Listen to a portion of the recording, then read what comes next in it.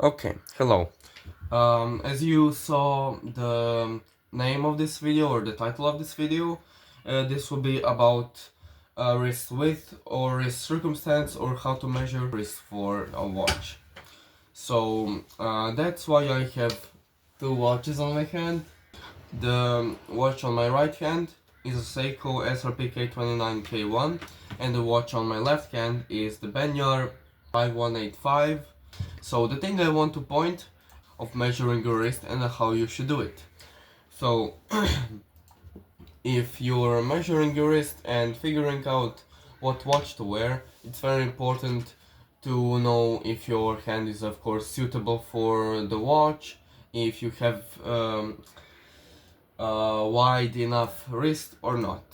So that's what I wanted to talk about, because you see this one, the Seiko, has a lug to lug, a 45mm lug to lug, and that is the orientation of how is it going to look on you. And this watch has a lug to lug of 37mm, and the difference is these two watches, this one covers the whole wrist, this one doesn't cover the whole wrist. What I mean by that, the lugs don't cover the wrist width, but these lugs of this watch, they do cover almost the whole wrist of mine, almost the whole width. Why is that? Because measuring of the wrist and how you should do it.